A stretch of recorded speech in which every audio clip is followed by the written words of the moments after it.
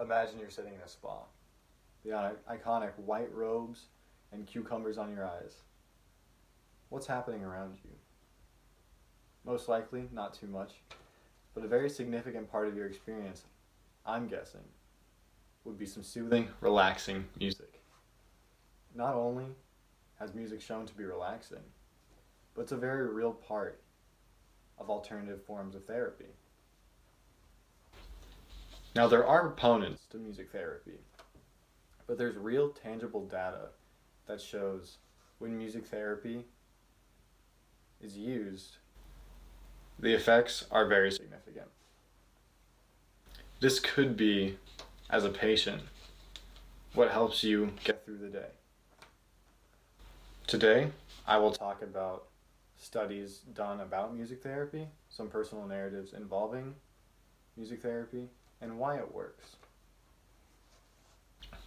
I would like to begin by discussing some past studies done about music therapy. There are multiple studies asserting that there is a positive correlation between music and recovery or memory.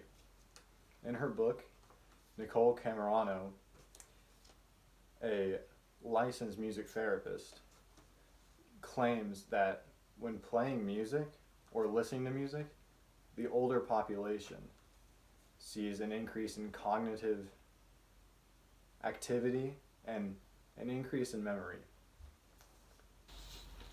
A study that I read in her book was set up in this way.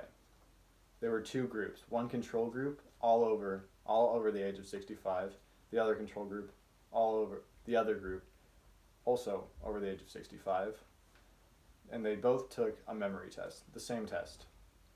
Now, the first group was normal, and then the second group studied while there was music playing in the room. There were significant increases in memory by the second group, and much of that is attributed to music therapy. Music therapy has also been adapted in schools when dealing with all students, but especially special needs.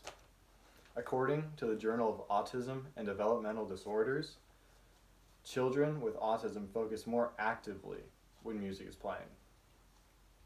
Now, this graph is showing test scores of pre-academic tests by mostly autistic children. The blue bar shows the test scores before music therapy, and the red bar, that's a significant increase after music has been playing in the classroom actively, or they have participated in classes such as choir, music, or band. Studies, however, are not one side of the story. There are also many other personal narratives on this topic. Multiple patients, whether facilitated or not, have reported an effective recovery that has been attributed mostly to music therapy.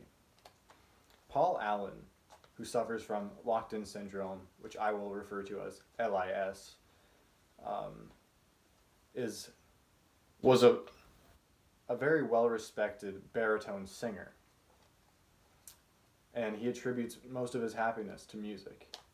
After the stroke left him with LIS, he was completely paralyzed and couldn't communicate.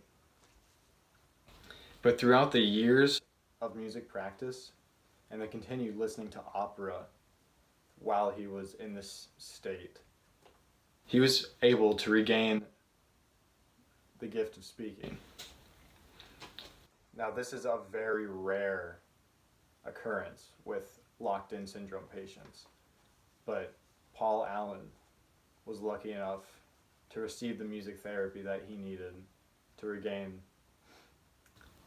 speaking.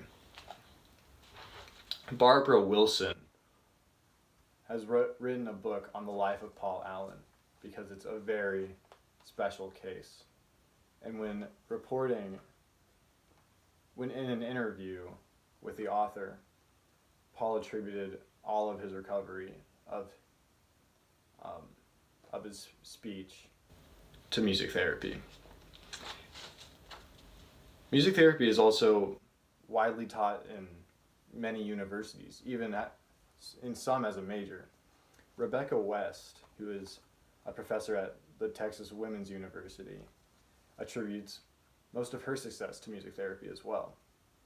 She was abused as a child, and music is a major reason that she has only seen slight, very slight effects from it in her adult life. Lastly, I would like to talk about why music therapy works. Music has been shown to increase cognitive function, as seen with the children and the older population.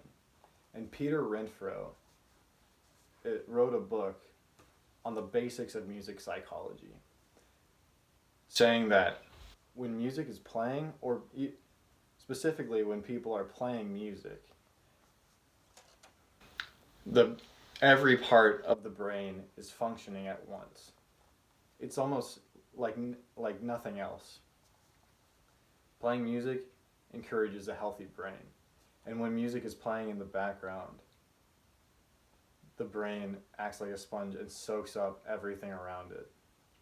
You observe more when listening to music. Throughout my speech, I've talked about music therapy and its benefits, which is why it's important to patients such as yourselves. I've discussed past studies, personal experiences, and why it works. I also showed a representation of music therapy performing well above normal psychotherapy with greater results. Music therapy may always be contested, but whether it is placebo or a real treatment, results speak for themselves.